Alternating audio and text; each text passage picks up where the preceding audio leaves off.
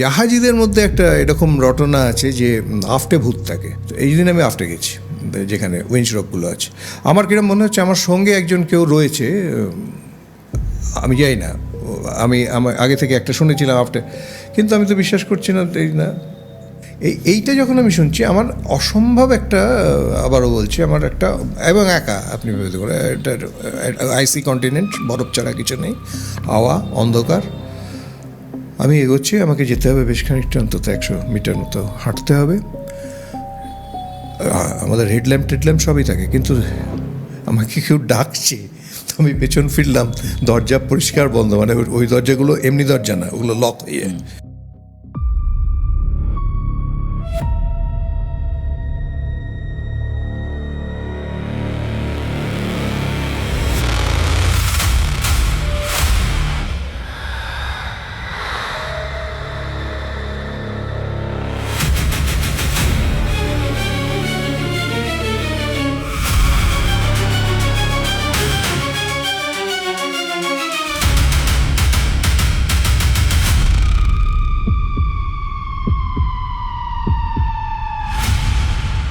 Hello and welcome to এক্সফিয়ার the uncanny podcast. আপনাদের সবাইকে স্বাগত আমাদের এই অনুষ্ঠান, এই প্রোগ্রাম, যার থিমটাই একটু ডার্ক, তাই তো। আমরা আজকে যে ঘটনাগুলো শুনব, সেই ঘটনাগুলো সম্বন্ধে খুব যে আমি ওয়াকিবহল তা নয়, কারণ আমি জানি না, তুমি হয়তো জানো কয়েকটা ঘটনা। এবং আমাদের স্টুডিওতে আজকে যিনি এসেছেন সে মূলত শিলিগুড়ির নয়, ওই আবার সেই একই ধরনের, ঘুরতে এসেছিলেন নর্থ বেঙ্গলে, এবং সেই সূত্রে আমাদের সঙ্গে যোগাযোগ, এবং আজকে ওনাকে ইনভাইট করে আমরা এই এপিসোডে এনেছি। ব্যাপারটা হচ্ছে যে উনি বহুদিন আগে একবার আমাদের হোয়াটসঅ্যাপ নাম্বারে যোগাযোগ করেছিলেন, এবং তারপর ওনার সাথে একটু কথা হয়, তারপর হঠাৎ করে উনি ঘুরতে আসেন এবং উনি নিজে থেকেই আমাদের সাথে যোগাযোগ করেন, এবং তারপরে পেয়ে যাওয়া আর কি। সো ওনার সঙ্গে কথা বলার আগে যেই কথাগুলো না বললেই নয় সেগুলো আগে বলে দিই। প্লিজ আমাদের চ্যানেলটাকে সাবস্ক্রাইব করতে ভুলবেন না। এপিসোডসগুলো ভালো লাগলে পরে একটা লাইক আর কমেন্টের সেকশনটা তো রইল। এবং গত সপ্তাহের থেকে আমি আর একটা ইনফরমেশনও এর সঙ্গে অ্যাড করি, সেটা হচ্ছে আমাদের চ্যানেলে super thanks has already been enabled. সুতরাং আপনারা যদি চ্যানেলটাকে সাপোর্ট করতে চান থ্রু সুপার থ্যাঙ্কস, সেটা করতেই পারেন। এবার আসি হচ্ছে আমাদের যিনি গেস্ট আজকে আমাদের স্টুডিওতে। দাদা নমস্কার। নমস্কার। কেমন আছেন আপনি? ভালো আছি। আচ্ছা, আমি how should I address you?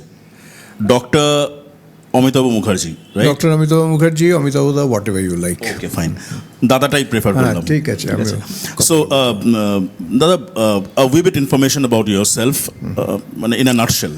আমি ডক্টর অমিতাভ মুখার্জি, আমি medical doctor by training and by profession and by qualification. 45 years back আমি ক্যালকাটার কোনো একটা মেডিকেল কলেজ থেকে পাশ করে আমি জয়েন করি border security force as a doctor, uniform doctor. Of course north ইস্টে আমার পোস্টিং ছিল। তারপর সেখানে কিছুদিন থাকি, আমার বোরিং লাগছিল, তো আমি ওখান থেকে বেরিয়ে যাই। আমি ডিএফআইডি, গভর্নমেন্ট অফ ইউকের ফান্ডেড একটা এজেন্সির সঙ্গে সাব সাহারান আফ্রিকায় যাই। ওখানে আমি বেশ কিছুদিন ছিলাম, জাম্বিয়া, মোজাম্বিক, মালাউই এই বেল্টে। ওখান থেকে আসার পরে আমি কিছুদিন কর্পোরেট হসপিটালসে ছিলাম ইন অ্যাডমিনিস্ট্রেশন। তারপরে আমি আবার চেঞ্জ করে আমি ম্যারিনার হয়ে যাই আফটার ডুইং দ্য ট্রেনিং। আমি মার্চেন্ট নেভি ডক্টর ছিলাম। তারপরে আমি একটা অদ্ভুত জিনিস করি, আমাকে গভর্নমেন্ট অফ ইন্ডিয়া সিলেক্ট করে অ্যান্টার্কটিক এক্সপিডিশনের জন্য। অ্যান্টার্কটিকায় 2টো স্টেশন আছে ইন্ডিয়ান, একটা মৈত্রী, একটা ভারতী। আমি দুটোতেই উইন্টারিং করেছি, মানে 14 months at a stretch every time. Last wintering হয় আবার 2020 থেকে 2022 কোভিড টাইমে। তো এইটা, এখন আমি ক্যালকাটাতেই থাকি, freelancer and having practice and staff. বেশ বেশ। বর্তমানে কি শুধু এই ঘোরাঘুরি চলছে না? হ্যাঁ, ঘোরাঘুরি চলছে। কিছু আমার জব, কিছু করি, মানে okay okay, I mean practice little. Great. আর আজকে আমরা যে ঘটনাগুলো শুনবো সেগুলো কি ভারতবর্ষের নাকি বাইরে? না, ইনফ্যাক্ট আমি ভারতবর্ষে গ্রাউন্ডেড হই 2022-তে।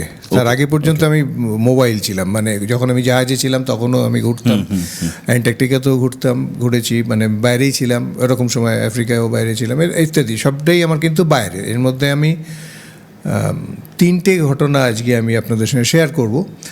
সেটার মধ্যে 3টেই এখানকার না, মানে একটা সমুদ্রের ওপরের, আর বাকি দুটো একটা পোল, মানে সাউথ পোল, মানে যেখানে অ্যান্টার্কটিকা বলে যেখানে, সেইখানে একটা হয়েছিল। আর একটা ছিল, সেটা নেহাতি আমরা বেড়াতে গিয়েছিলাম, সেটা জেনেভা দিয়ে ফিরছিলাম, মন্ত্র জেনেভা হয়ে আমরা ইন্ডিয়া আসছি, জেনেভাতে ঘটনাটা ঘটে। বেশ। তো এই 3টে আমি একটু ছোট করে, ঠিক আছে, তাহলে শুনি। প্রথম যেটা, সেটা আমি অনবোর্ড এক্সপিরিয়েন্সটা বলি। এইটা হয়েছিল, আমি যে জাহাজে তখন ছিলাম, আমি অবভিয়াসলি জাহাজের নাম বলছি না, কোন পোর্টে ছিলাম তাও বলছি না।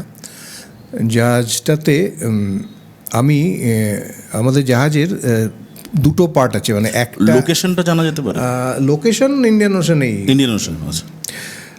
তো ওই সামনেটাকে আমরা আমাদের পরিভাষায় বলি 4 পিক, মানে ফোকসেল বা এই জাতীয়, 4 অ্যান্ড আফট হচ্ছে পেছনে স্টার্ন যেটা। জাহাজিদের মধ্যে একটা এরকম রটনা আছে যে আফটে ভূত থাকে, মানে খুব ব্লান্টলি আর কি, মানে ওটা আছে স্পুকি, সোজা কথা। তো আমার যে কোনো জিনিসই একটু যেটা ওরকম স্পুকি ব্যাপার, ন্যাচারালি এটার একটা ইন্টারেস্ট থাকে। তো ওটা আমাদের অফিসার্স ডাইনিং সেলুনের পেছনে ছিল। আফটটা হচ্ছে কি জানেন, ওই যখন জাহাজটা আমরা মুরিং করাই তখন সামনে থেকে একজন থাকে, মানে চিফ মেট ওখানে থাকে, অ্যান্ড দ্য সেকেন্ড মেট থাকে হচ্ছে আফটে, যেখানে উইঞ্চ রোপগুলো থাকে, মুরিংয়ের সময় রোপ এটা লাগে। তো ওই সময় অপারেশনটা হয়, যেমন খুব ন্যারো প্যাসেজে কলকাতায় ঢুকতে গেলে যেরকম ওই লক গেট দিয়ে ঢুকে, খুব পানামাতে ওরকম একটা সরু জায়গা দিয়ে আসে। তো ওই জায়গাটা নর্মালি আউট অফ বাউন্ড থাকে, কারণ ওখানে এত উইঞ্চ রোপ, দড়ি টড়ি থাকে, আর মেশিনসগুলো থাকে, তো ওইখানে যায়ও না লোকে খুব একটা। তো ওই রাতে আমি ডাইনিং সেলুনে সেদিন ডিনার করার পরে আমার কিরকম মনে হলো যাই ওখানে। আমি ওখানে গেলাম, তখন তো অপারেশনাল নয় ন্যাচারালি। আর একটা আমার মাথায় সবসময় আসতো যে আফটে যদি কোনোভাবে ম্যান ওভারবোর্ড হয়, মানে যদি কখনো পড়ে, অনেক সময় হয় ম্যান ওভার, খুব এখন কমে গেছে, তাহলে তাকে দেখা যাবে না, কারণ পিছনে প্রপেলারটা থাকে এবং ডেথ আর কি, মানে অ্যাবসলিউটলি টেনে নেবে, একদম টেনে নেবে। সেই জন্য হয়তো সেই জন্য লোকে একটা ওরকম, আর ওইখানটা তো আউট অফ বাউন্ড থাকে ছিল। তো আমি গেছি, আমি একটা ঘটনা আমি বলি, এটার সঙ্গে একটু ফ্ল্যাশব্যাকে যেতে হচ্ছে। আমার এরিয়াতে আমার একজন বন্ধু, আমার থেকে একটু বয়সে বড়, তার এক ভাই মার্চেন্ট নেভিতে কাজ করতো আর কি। তার একটা আনন্যাচারাল ডেথ হয়েছিল। আনন্যাচারাল ডেথটা হচ্ছে কী হয়েছিল এটা নিয়ে ওরাও খুব ডিসকাশন করেনি, আমিও, কিন্তু আমি ছেলেটিকে চিনতাম, রেটিং ছিল এই পর্যন্ত। তো আমার হঠাৎ মনে হলো যে আমি কোনো একটা এক্সিস্টেন্স ফিল করছি, আমি আফটে দাঁড়িয়ে আছি, আফটে তো আমি একা অবভিয়াসলি, রাত, আর আফটের ওপরেই একটা ডেক ছিল, সেটা হেলি ডেক বলে, মানে যেখানে হেলিকপ্টার বলে। তো যাই হোক, ওটাও আমার একটা ফেভারিট জায়গা, ওখানে অনেকটা জায়গা ছিল, আমি হাঁটতাম আর কি ওখানে ডিনারের পরে। তো এই দিন আমি আফটে গেছি, যেখানে উইঞ্চ রকগুলো আছে। আমার কিরম মনে হচ্ছে আমার সঙ্গে একজন কেউ রয়েছে, আমি যাই না, আমার আগে থেকে একটা শুনেছিলাম আফটে, কিন্তু আমি তো বিশ্বাস করছি না, এই না। তো যাই হোক, আমার ওই ছেলেটির মুখ হঠাৎ মনে হলো যে এখানে একটা জাহাজে আমাদেরই একজন পরিচিত কেউ একজন একটা অ্যাক্সিডেন্ট হয়েছিল। এনিওয়ে, আমি কিছুক্ষণ পরে ফিরে আসি এবং ঠিক আছে, তারপরে আমি আমাদের জাহাজের পার্সনের সঙ্গে একবার কথা, এমনি জাস্ট যে এরকম নামে একটা টাইটেল বললাম আর কি, যে এরকম একজন আমাদের পরিচিত ছিল, তার একটা অ্যাক্সিডেন্ট হয়। জাহাজে আমাকে বললো যে ওর টাইটেল এই নাম কি, আমি বললাম যে হ্যাঁ। বললো ওর তো এই জাহাজে অ্যাক্সিডেন্ট হয়েছিল, মানে ওর হয়েছিল যেটা আমাদের শোর লিভ দেয়, তো মানে যখন ডকড হয় জাহাজ তখন শোর লিভে অনেকে বাইরে টাইরে যায়। তো এখন ও সেদিন গিয়েছিল, ওর সঙ্গে আরও 2-3জন বোধহয় বন্ধু ছিল, মেট্রাই ছিল, ওখানে বাইরে গিয়ে বোধহয় ড্রিঙ্ক করেছিল। তো যখন ফিরেছিল, আমাদের জাহাজের গ্যাংওয়ে বলে একটা বস্তু হয়, মানে গ্যাংওয়ে মানে সিঁড়ি, যেখান থেকে প্যাসেঞ্জাররা ওঠে সেটা একটা গ্যাংওয়ে, আর একটা শিপস গ্যাংওয়ে হয়, সেটা স্টারবোর্ড পোর্ট দুই সাইডেই থাকে। ওই যখন এমনি আমাদের ইউজের জন্য ওই গ্যাংওয়েটা থাকে, ওটা কিন্তু খুব ন্যারো, খুবই ন্যারো। আর সবসময় জানবেন যে জাহাজ যেখানে ডকড হয়েছে, ডক অ্যান্ড জাহাজের যে হালটা, ওর মাঝখানে একটা স্পেস থাকে, আর ওই সরু গ্যাংওয়েটা দিয়ে জেটিতে নামা যায়। ওটাতে আমরা ইউজ করি, অবভিয়াসলি আমরা ওটার জন্য অভ্যস্ত। তো ও বোধহয় সেদিন খুব টিপসি ছিল, তো যে কোনো কারণেই হোক, ওর বন্ধুরাও তো ছিল ওরকম, ওপরে চলে এসেছে, কেউ আর খোঁজ নেয়নি, ও ওখানে পড়ে গিয়েছিল ওই মাঝখানটাতে। ওইখান থেকে পড়েছে, ন্যাচারালি ওই দুটোর মাঝখান থেকে জলে চলে গেছে। এবার কোনো হিউম্যান ক্রাই হয়নি, বিকজ ওরাও সেইভাবেই ছিল, আর এর তো আর কোনো ট্রেস পাওয়া যায়নি। সেদিন রাত চলে গেছে, তারপরের দিন সকালবেলা তো খুঁজতে আরম্ভ করেছে, বডি রিকভার্ড হয়েছে। এইটা আমার ওই জাহাজে, মানে যে জাহাজে আমি ছিলাম সেই জাহাজে ঘটনাটা ঘটেছে। হলো যেটা, তারপরে আমি যখন হেলিডেকে নর্মাল কোর্সে ডিনারের পরে হাঁটতাম, আমার একটা অদ্ভুত ফিলিংস হতো যে কেউ আমাকে আমার নাম ধরে বলছে যে কি দাদা এখানে, তুমি এখানে, মানে এটা এটা হতে পারে আমার, এটা তো সাইকোলজিক্যালি হয়, এটা সাইকোলজিক্যালি হয়েছে। কিন্তু ঘটনা হচ্ছে যে এইটা আমি কিন্তু খুঁজে পাইনি যে ওই জাহাজেই ঘটনাটা ঘটেছিল এবং সেই দিন এবং ওই সময়ে হয়েছিল কয়েক বছর আগে। আপনি যখন আফটে গিয়েছিলেন আর কি, ওই সময় তো আপনি জানতেন না যে এই ইনসিডেন্টটা এখানেই হয়েছিল, একেবারেই না। আমার কিন্তু আপনার ফিলিং হয়েছিল যে ওনার কথাই মনে পড়েছিল। এক্স্যাক্টলি, আমার শুধু ফিলিং হয়েছিল না, আমার মনে হয়েছিল কেউ একজন এখানে আছে। সেটা হতে পারে যে আমার মাথায় ছিল যে আফটে ইজ স্পুকি, একটু লাগে, সেটা আমি অবধি ঠিক করলাম। কিন্তু আমি যখন ওর নামটা আমার বা ওকে আমি মনে করলাম, এবং পরে আমাকে জাহাজের আরেকজন অফিসার আমাকে জানাচ্ছে যে এই কি নাম ছিল, আমি বললাম যে হ্যাঁ, বললো ওটা নিয়ে বিরাট গন্ডগোল হয়েছিল। তো তখন আমি ঘটনাটা জানতে পারি, এই যে ড্রিঙ্ক করা ইত্যাদি এই যে ঘটনাগুলো, এগুলো কিন্তু আমাকে আগে ওদের বাড়ি থেকেও কেউ আমাকে বলেনি, বা আমরা জানতাম না। আমি জানতাম যে কোনো একটা মেকানিক্যাল কিছু হয়েছিল। তো এইটা আমাকে ভাবায় যে হঠাৎ ওই দ্যাট পার্টিকুলার জাহাজ, আমি জাহাজের নামটা বলছি না, সেই জাহাজেই ও ছিল। ওই মাসে কয়েক বছর আগে ঘটনাটা ঘটেছিল, ওই ইভিনিংয়ে এরকম সময় ওরা বাইরে থেকে ফিরেছিল। হ্যাঁ, মাসটা এক ছিল, কয়েক বছর আগে ছিল ঘটনাটা ঘটেছিল, এবং ওই জাহাজই ছিল। এবং মানে এতগুলো কোইন্সিডেন্স তো হতে পারে না, মানে মানে ওইটা একটা ইটস কোয়াইট আনক্যানি। ওইটা আমাকে এটাই ভাবিয়েছিল যে ওই দিনই বা আমার ওটা মনে হলো কেন, এতদিন তো আমি জাহাজে ঘুরছি, আমি তো আফটে যাইনি, যেতাম না, আমি তো হেলিডেকে হাঁটাচলা করতাম। ওই দিন গেলাম এবং ওই দিনই ভাবলাম, ওরই নামটা মনে পড়লো। তারপরের দিনই আমি ব্রেকফাস্ট টেবিলে ওটা নিয়ে আলোচনা করলাম, and it boiled down to that. ওই মানে সেটা একটু যেন কীরকম আমি ভয় পেয়েছিলাম। তারপরে আমি যখন ওপরে হেলিডেকে হাঁটতে যেতাম, আমি খুব কমফোর্টেবল ফিল করতাম না বেশ কিছুদিন পর্যন্ত। ওই জাহাজে আফটে গিয়েছিলেন না? না, আমি আফটে যাইনি। আফটে যাওয়ার দরকার করে না, আমি যখন অপারেশন হয় তখন তো ওখানে লোকজন থাকে, কিন্তু এমনি সময় আফটে যাওয়ার কথাও না। আমার যেটা হয়েছিল, যেটা নর্মাল আমার বিচরণ ক্ষেত্র ছিল, দ্যাট ইজ হেলিডেক, যেখানে আমি খুব কমফোর্টেবলি ঘুরতাম, সেখানে আমার তারপর থেকে একটা আনক্যানি ফিলিংস একটা আমার হতো সামথিং। এবং ওই জাহাজ আমি পরে যখন চেঞ্জ করে যাই, অন্য জাহাজে চলে যাই, আর কোনো প্রবলেম ছিল না। It happened in that particular vessel. বেশ, তাহলে পরে নেক্সট আমি এর মাঝখানে বলতে চাই যে যেহেতু আমি একজন ডাক্তার, আমরা ছোটোবেলায় আপনারা জানেন যে আমরা যখন প্রথম ডাক্তারিতে ঢুকি তখন আমাদের ডিসেকশন করতে হয়, এবং পরবর্তীকালে আমাদের একটা মেডিকেল জুরিসপ্রুডেন্স বলে একটা সাবজেক্ট আছে, ফরেন্সিক অ্যান্ড স্টেট মেডিসিন, যেখানে পোস্টমর্টেম ইত্যাদি ট্রেনিং হয়। সুতরাং আমি অনেক রকম ডিফর্মড বডি এবং মানে খারাপ অবস্থায় যে বডিগুলো চলে যায়, ডিকেইং, এগুলো আমার দেখা আছে।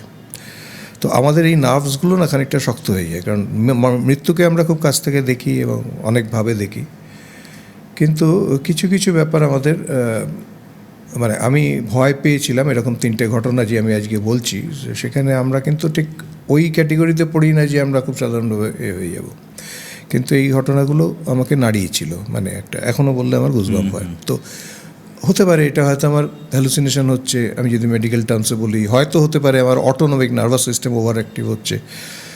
আমাদের মধ্যে থাকে না, আমরা অনেক সময় আমাদের ভালো লাগে, মানে আমরা হঠাৎ ভালো লাগছে, হঠাৎ খারাপ লাগছে কেন, এর জন্য কিছু হরমোনস আছে, সেগুলো রেসপন্সিবল। আমি সেইভাবেও ভাববার চেষ্টা করেছি, কিন্তু ওইটাও আমার কাছে বারবার আসে যে what eyes cannot see, what mind doesn't know. আর ওই মানে সর্বপ্রিয়ানন্দজির লেকচারে একবার শোনা গিয়েছিল রামকৃষ্ণ মহারাজের, অনেকেই হয়তো নাম শুনে থাকবেন, যে ভক্ত জিজ্ঞেস করছে যে মহারাজ একটা কিছু আছে, এই একটা কিছুটা কিন্তু এক্সপ্লিসিটলি ডিসক্রাইব করা যায় না, সামথিং ইজ দেয়ার, হয়তো আমরা এখনও পর্যন্ত ডিসকভার করতে পারিনি, হতে পারে। সেকেন্ড এপিসোডে আসছি। সেকেন্ড যেবার আমি ভয় পাই সেটা কিন্তু রাত্রে না, সেটা ব্রড ডে লাইট, এবং সেখানে আমার মিসেস আমার সঙ্গে ছিল। আমরা একদম প্লেজার ট্রিপ একটা করে সুইজারল্যান্ড ট্রিপে ছিলাম, আমরা অনেকবারই গেছি, কিন্তু এইবারেরটা ছিল একটু অন্যরকম। আমরা মন্ত্র থেকে জেনেভা হয়ে বাড়ি আসবো। তো জেনেভায় আসার পরে আমাদের হাতে কিছু সময় ছিল। আমরা দেখলাম যে একটুখানি যাই, হোটেলের মধ্যে বসে থেকে কী করবো, রাতে ফ্লাইট, সুতরাং একটা ওই মবলাটা দেখা যাচ্ছিলো, ওয়েদারটা ভালো ছিল, সুতরাং লেক জেনেভা থেকে ওটা দেখা যাবে, এটা ক্রুজ করবো ইত্যাদি ইত্যাদি। তো হোটেল থেকে বললো এদিক দিয়ে না গিয়ে আপনি একটা পেছনে শর্ট যেরকম আমাদের শর্টকাট হয় আর কি, ওইখান দিয়ে চলে যান, গেলে আপনারা ওখান থেকে বাস, ট্রলি বাস ইত্যাদি সবই পেয়ে যাবেন, চলে যেতে পারবেন।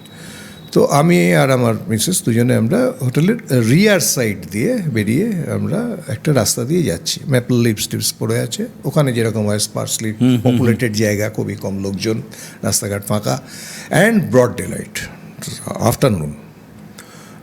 আমরা হাঁটছি, হাঁটতে ভালোই লাগে ওসব জায়গায় হাঁটতে। একটা জায়গায় এসে মেন রোডটায় পড়বো, পরে আমরা বাসে উঠবো। কিছু দূর আমরা হোটেল থেকে গেছি, আমরা দুজনে একই সময়ে বললাম যে জায়গাটা কীরকম ভালো লাগছে না, মানে that is what uncanny feelings, যেটা আপনারা বারবার বলেন বা আমরাও বলি, এই uncanny feelings. I have not sighted anything, nothing has been sighted, কিন্তু আমার একটা আনক্যানি ফিলিংস হচ্ছিল যে জায়গাটা বোধহয় ঠিক না। এবং আমি একা না, আমি ওকে, আমার মিসেসকে জিজ্ঞেস করলাম যে, বললো হ্যাঁ জায়গাটা কিন্তু ভালো না, আমরা একটু বেরিয়ে। এরকম না যে চারপাশে কিছু রাফিয়ান টাইপের লোকজন আছে ইত্যাদি, কিচ্ছু নেই, কিন্তু আমরা এগিয়ে গেলাম। একটা ভাইব, অত্যন্ত ভালো ওয়েদার, সানি, ব্রাইটলি সানি। আমরা চলে গেলাম, গিয়ে তারপর তো ঘুরে টুরে এসেছি। যখন ইভিনিংয়ে আমরা আবার ওই রাস্তা দিয়েই আসছি, কারণ আমরা আর ওদিক দিয়ে যাওয়ার চেষ্টা করিনি, এটা দিয়ে তাড়াতাড়ি হয়। আমরা যখন আসছি তখন কিছুটা যখন হোটেলের কাছাকাছি এসে গেছি, তখন দেখলাম দুদিকেই ওই সিমেট্রি রয়েছে। ও আচ্ছা, তাই যদি হয় তাহলে আমরা যখন যাচ্ছি তখন তাহলে আমরা সিমেট্রিটা দেখিনি কেন? কারেক্ট, এটা আমার মনে একটা প্রশ্ন ছিল। এবং আমাদের দুজনেরই, আমরা কিন্তু দুজনের সঙ্গে আলোচনা করে জিজ্ঞেস করিনি, আমরা দুজনেই জিজ্ঞেস করেছি। স্ট্রিটটা কি এলিভেটেড ছিল বা এরকম কিছু? গ্রেডিয়েন্ট না, স্ট্রেট রাস্তা ছিল, কিন্তু অনেক সময় বাউন্ডারি ওয়াল ছিল ওদিকে, কিন্তু ওখানে একটা সিমেট্রি ছিল। তাহলে তো নজরে পড়া উচিত ছিল। আমরা এমন কিছু নিজেদের মধ্যে কথা বলছিলাম না যে আমরা ইগনোর করে, এবং বেশ অনেকটা। এবং আমরা আসার সময় এবারে খুব ব্রিস্কলি জায়গাটাকে ক্রস করি এবং চলে আসি। তো এইটাতে আমার একটা সন্দেহ, এটা আমার মনে আছে, যার জন্য যে ওই যে ভয়টা আমরা পেয়েছিলাম সেটা কেন আমরা দুজনে আলাদাভাবেই বুঝতে পেরেছিলাম, একা আমরা কেউ ফিল করিনি, দুজনেই ফিল করেছিলাম। ফেরার সময় তো আমরা মানে ওই আইডেন্টিফাই করলাম যে ইট ইজ দ্য সিমেট্রি। যাওয়ার সময় তো আমরা সিমেট্রি বলে দেখিনি, যাওয়ার সময় আমরা কিছু জানতাম না। আগের ঘটনাটা তো আমি বললাম, পরে জানতে পারলাম ঘটনাটার সঙ্গে এটা কি করে, এটাতে তো আমরা কিছুই যাই না, আমরা একদম একটা বিদেশে আমরা হেঁটে যাচ্ছি এবং ওখানে সিমেট্রি। এই যে আনক্যানি ফিলিংসটা আমার হয়েছিল, এটা আমি শেয়ার করলাম যে আমি ভয় পেয়েছিলাম আসার সময় যখন সিমেট্রিটা দেখেছি তখন আমরা জোরে হেঁটেছি, যে তাহলে তো শুধু আপনি একা নয়, মানে আপনার ওয়াইফ, আমার মিসেস রয়েছে। আমরা যাওয়ার সময় আনকানি ফিলিংসটা হয়েছে, আমাদের ফিলিংসটা ভালো ছিল না, নেগেটিভ একটা ভাইব পাচ্ছিলাম। কিন্তু ফেরার সময় আমরা যখন আইডেন্টিফাই করেছি যে এটা তো সিমেট্রি, তখন আমরা ভয় পেয়েছি। এই ভয় পাওয়াটা বলছিলাম না, হঠাৎ যে লোকটা ভয় পাচ্ছে, আবার আমার তার মানে আমার অ্যাড্রিনালিন হ্রাস হয়েছে, আমার তখন হার্ট রেট বেড়েছে, এগুলো এক্সপ্লেনেবল। কিন্তু এটা কেন হলো, সোর্সটা তো আমি যাওয়ার সময় পেয়েছি, আসার সময় তো অবভিয়াসলি ওটা ডিসকভার করার পরে আমি তখন ওটা একটা ট্যাঞ্জিবল রিজন যদি কিছু থেকে থাকে সেটা আমি পেলাম। কিন্তু আমি তখন ভয়টা পেলাম ভালো, মানে তখন প্র্যাকটিক্যালি জোরে আমরা হেঁটে এসে ঢুকলাম। হ্যাঁ, মানে কিছু একটা দেখে নিয়ে ভয় পাওয়া আর জাস্ট ফিল করা, যেটা সম্বন্ধে পুরোটা আননোন ব্যাপার, মানে আমি জানি না সেখানে কি বৃত্তান্ত, সেটাতে বোধহয় ভয়টা একটু বাড়িয়ে দেয় বেশি। যে সেটা ভয়টা বাড়ানো আমার যেটা মনে হয়েছে, আমরা যাওয়ার সময় আমাদের একটা নেগেটিভ ভাইব ফিল করেছি, কিন্তু আমরা তখন কিছু ভিজুয়ালাইজ, ফেরার সময় তখন আমরা ওই একই জায়গায় যখন আমরা ওটা দেখলাম তখন আমরা ভাবতে শুরু করলাম, এই যখনই ভাবছি আচ্ছা, তখন কিন্তু এই ভয়টা কারণে পাচ্ছি। আমি ভয় পেয়েছিলাম। তখন আমি ওই মানে- কজ অ্যান্ড এফেক্টটা বুঝতে পারছি, কজ অ্যান্ড Correct, এফেক্টটাই আমাকে তখন ভাবাচ্ছে, এবং তখনই আমার কিন্তু অ্যাড্রেনালিন রাশ হচ্ছে এবং আমি দৌড়চ্ছি। আগেরটাই কিন্তু আমার পালস রেট বাড়ায়নি, এবারে কিন্তু আমার পালস রেট বাড়লো। তার মানে এটার একটা এফেক্ট হলো, Effect হলো, কজ অ্যান্ড ইটস এফেক্ট। সেটা একটা ঘটনা, এটা খুব ছোটোর উপরে, কিন্তু আমি ভয় পেয়েছিলাম। মানে পুলিশের বাড়িতে চুরি হওয়া আর ডাক্তার ভূতের ভয় পাওয়া দুটো কিন্তু খুব তো সেইটাই হচ্ছে ব্যাপার। তার জন্য আমি আগেটা বললাম যে আমরা তো আমাদের নার্ভগুলো এই হয়ে যায়, কারণ আমরা এইগুলো দেখতে দেখতে থাকি। তারপরেও যখন হয় তখন সামথিং একটা মেলানো যায় না, এই মেলানো যায় নাটা ওইটাই হচ্ছে ওই কিছু একটা আছে, কিছু একটা মহারাজ। আছে। সেটাই। তৃতীয় এপিসোডে আসি, এইটাও আমি কিন্তু আগে জানতাম না, আচ্ছা, পরে জেনেছি ওই কজ অ্যান্ড এফেক্ট। 2013-এর ব্যাচে আমি 31st expedition Antarctic, government of India, ministry of earth science আমাকে পাঠায় উইন্টারিং করার জন্য as a medical doctor of the team. Maitri and Bharati দুটো আমাদের অ্যান্টার্কটিক স্টেশন আছে, তার মধ্যেই মাইত্রীতে আমার পোস্টিং। তখন অ্যান্টার্কটিক জায়গাটা সম্পর্কে আপনাদের আইডিয়া যদি নাও থেকে মানে ওই- হোয়াইট শিট অফ, মানে বরফ, এবং অলওয়েজ একটা যতটুকু অন স্ক্রিন দেখেছি আর কি। নর্থ, যেগুলো দেখেছি নর্থ পোল অ্যান্ড সাউথ পোলের মধ্যে হেলেন, মানে নর্থ পোল অ্যাকচুয়ালি বলছি না আমি, Arctic is inhabited, Norway, Sweden ইত্যাদি ইত্যাদি কান্ট্রি এগুলো আছে। অ্যান্টার্কটিক কিন্তু কোনো কান্ট্রি না, এটা it comes under Antarctic treaty and it is inhabitable. এই সাউথে কিন্তু এটা ইনহ্যাবিটেবল, তার কারণ হচ্ছে it's an island, basically island continent, চারপাশে সমুদ্র, সুতরাং সাদার্ন ওশান, অ্যান্টার্কটিক ওশান, হাওয়া সাংঘাতিক, যার জন্য ওখানে থাকাই যায় না। মানে ওই যে উইন্ড চিল নিয়ে -67, -100, -120 এরকম জায়গায় পৌঁছে। আমরা 3টে লেয়ারে থাকি, ওপরের টেম্পারভিয়াস থাকে যাতে ভেতরে ঢোকেই না, বাইরে তো যেতেই হয় কাজ করতে। তো এই জন্য এটা ইনহ্যাবিটেবল না, কিন্তু আর্কটিকে আপনি বসবাস করতে পারবেন, কান্ট্রি রয়েছে আর্কটিক কান্ট্রিজ, রাশিয়া আছে, সবই আছে। তো এইখানে আমাদের বাইরেটা যেহেতু উইন্ডি, এগুলো বলার একটা কারণ আছে। তো আমাদের এই অ্যান্টার্কটিক টিমে ডাক্তার, ইঞ্জিনিয়ার, সায়েন্টিস্ট এবং যারা এমনি ওয়ার্কার, যারা বুল এই চালায়, আপনার ডোজার চালায় বা অন্যান্য কাজ, মেকানিক ইত্যাদি, তারাও থাকে। আমাদের ওখানে একদম সাম্যবাদ প্রতিষ্ঠিত, অর্থাৎ যেই হন না কেন, আপনার র্যাঙ্ক যাই হয় না কেন, আপনাকে একদিন করে স্টেশন ডিউটি করতে হবে ভলেন্টারিলি। আমাদেরও থাকতো স্টেশন ডিউটি, মানে সেদিন আপনি গ্যালি ডিউটিতেও থাকবেন। গ্যালি ডিউটি বলতে, ওটাকে গ্যালি ডিউটিই বলে। কুকিং মানে কিচেনেও হেল্প করতে হবে, ইনভেন্টরি করতে হবে, অ্যান্ড জেনারেটর যা আছে সব, কারণ ওটাতে আর্টিফিশিয়াল এনভায়রনমেন্টে চলে, জেনারেটর চলে। তো ওই আওয়ারলি গিয়ে টিডিংগুলো নিতে হয়, দেখতে হয় বরফ জমছে কিনা, কারণ পুরোটাই তো। আর ওই অ্যান্টার্কটিকার একটা হচ্ছে যে 3 মাস অস্ট্রাল সামার থাকে, মানে তখন সামার ওই সূর্য আকাশের উপরেই থাকে, মিড নাইট সান যেটা বলে, ওপরেও মানে নর্থেও যেটা হয়, সাউথেও একই জিনিস হয়। 9 মাস ওটা আমাদের পোলার নাইট শুরু হয়ে যায়। 9 মাস পোলার নাইট? 9 মাস পোলার নাইট, 6 মাস বলে তো, 9 মাস থেকে পোলার নাইটটা শুরু হতে আরম্ভ করে। 3 মাস মোটামুটি ডার্ক থাকে, টুইলাইট একটা হয়, কিন্তু এই হয় এইটা। সাউথে একটু বেশিই থাকে বরং আমার মনে হয়, নর্থেও আমি গেছি, আর্কটিকেও আমি গেছি, সেম। এখানে 3 মাস যেরকম একদম সূর্য নামেই না, আবার এখানে ওই পোলার নাইটটা শুরু হলো যখন, তখন থেকে ওই হাওয়াটা বাড়তে থাকে, ব্লিজার্ড হয় ইত্যাদি। আর ওই যখন উইন্টার হয় 21 জুন, মানে আপনার এখানে নর্দার্ন হেমিস্ফিয়ারে যখন গ্রীষ্ম, তখন ওখানে শীত, এখানে যখন শীত, তখন ওখানে গ্রীষ্ম, যাই হোক উল্টোটা। তো আমাদের ওই তখন পোলার নাইট চলছে, ডার্ক, ওই সকালে একটু টুইলাইট হয়, বিকেলে একটু টুইলাইট হয়, কয়েক ঘন্টার জন্য। এইরকম একটা অবস্থায় আমার গাড়ি ডিউটি সেদিন, মাসটা জুলাই, এই মাস। সুতরাং তখন আমাদের ওই বাইরে উইন্ড স্পিড খুব বেশি, মানে ধরুন 39 নটস, 40 নটস, মানে 80 kmph সবসময়ই চলে, 90 kmph 100 হচ্ছে। আমরা বাইরে যখন যাই তখন তো ওইসব গিয়ার থাকেই, তার সঙ্গে আমাদের ওই ক্যারাবাইনারও থাকে, অনেক সময় দড়ি, মানে ওইটা রোপ ধরে যেতে হয়, নইলে ফেলে দেবে আর কি। তো আমি আর ওটা পিছন দিয়ে বেরোতাম, মৈত্রী স্টেশনের পেছনে রিয়ার সাইড দিয়ে বেরিয়ে আমরা জেনারেটারগুলো ইন্সপেক্ট করতে যাচ্ছি। রাত দিন তখন তো কোনো ব্যাপার, মানে সেখানে ডিউটিতে একজনই থাকবে? হ্যাঁ, গ্যালি ডিউটিতে আমরা ভাগ করতাম 3টা, 12 ঘন্টা একজন, 12 ঘন্টা একজন, দুজনে করে, আনটিল আনলেস অ্যাবসলিউটলি কোনো সাংঘাতিক রেজাল্ট হয়েছে, তাহলে না হলে আমরা একজনই থাকি। কাজ তো বিশেষ কিছু ওটা করে নিয়ে এসেছি। এক্সকিউজ মি, আমি বেরিয়েছি, বেরিয়ে কিছু দূর গেছি, হাওয়া তো ওরকম চলছে, আমার মানে ভিভিডলি মনে হলো আমার কানের কাছে কেউ একজন ডাকসাপ ডাকসাপ এই আওয়াজটা হলো।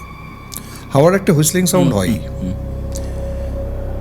আমি এইটুকু জানতাম যে ওখানে একটা ডেথ হয়েছিল আমার দু এক্সপিডিশন আগে, তার আগে একটা বড় ধরনের হয়েছিল, সেটা একটা ওই কার্বন মনোক্সাইড পয়জনিং হয়েছিল। কিন্তু এইটা যেটা হয়েছিল এটার ব্যাপারে কেউ কিছু বিশেষ বলেনি, একটা ফেক একটা আইডিয়া ছিল যে একটা ইনসিডেন্ট হয়েছিল, দ্যাটস অল, এর বেশি কিছু আমি জানতাম না। এইটা যখন আমি শুনছি আমার অসম্ভব একটা, আবারও বলছি, আমার একটা, এবং একা আপনি ভেবে করে এটা আইসি কন্টিনেন্ট, বরফ ছাড়া কিছু নেই, হাওয়া, অন্ধকার, আমি এগোচ্ছি, আমাকে যেতে হবে বেশ খানিকটা, অন্তত 100 মিটার মতো হাঁটতে হবে। আমাদের হেডল্যাম্প টেডল্যাম্প সবই থাকে, কিন্তু আমাকে কেউ ডাকছে, তো আমি পেছন ফিরলাম, দরজা পরিষ্কার বন্ধ, মানে ওই দরজাগুলো এমনি দরজা না, ওগুলো লক হয়ে, আবার গিয়ে আপনাকে খুলে ঢুকতে হবে। কিছু নেই, আলো জ্বলছে কিন্তু কোনো আওয়াজ নেই, আলো দূরে ওই সার্চ লাইটটা আছে আর কি। আমি গিয়ে রিডিং টিডিং নিয়ে ফেরার সময় আই র্যান প্র্যাকটিক্যালি, আমার বেশ ভয় লাগছিল।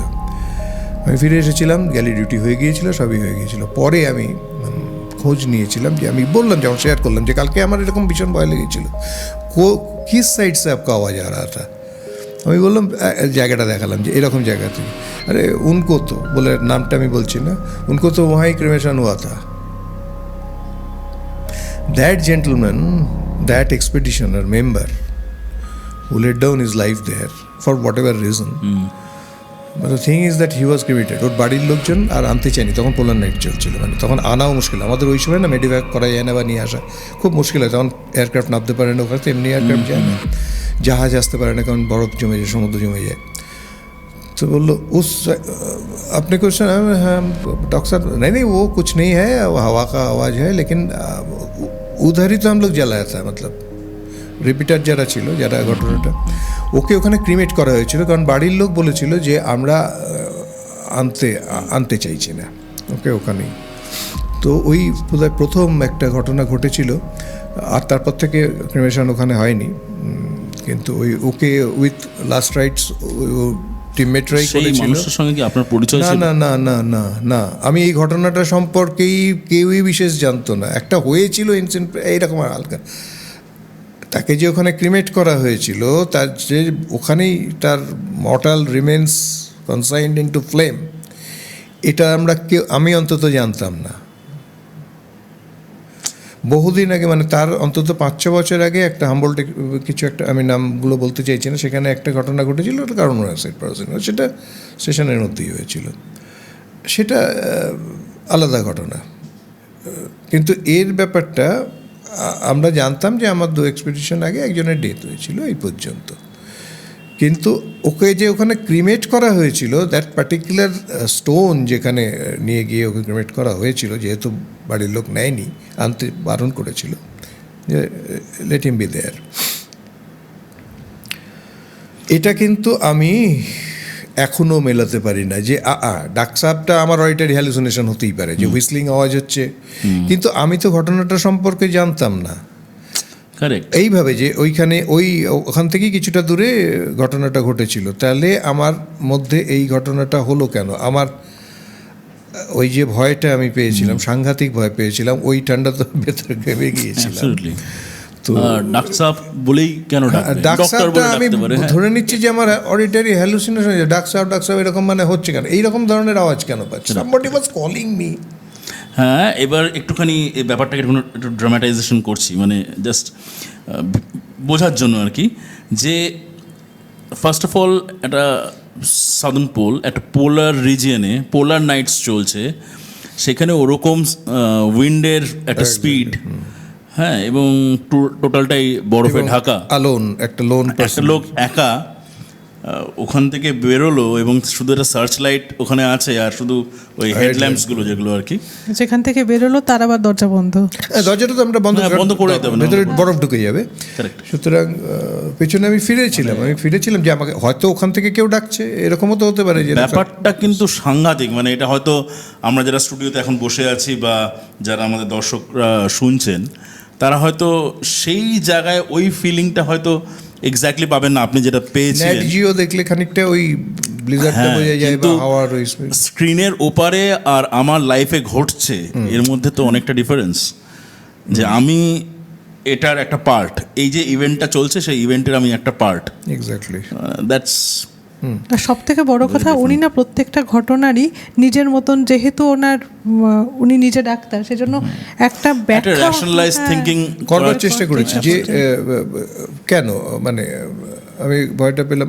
এবং ডিরেকশনটা কিন্তু আমাকে যেটা বলছে কোন এই যে এখানে ক্রেমেট করা it হয়েছিল is ওই definitely ডিরেকশন থেকে তো it was within their knowledge, that's why they asked me from which direction you were, মানে আসছিল আওয়াজটা কোন দিক থেকে, তো এবার আরে ওহাই পেতো উনকো জ্বালায় Absolutely.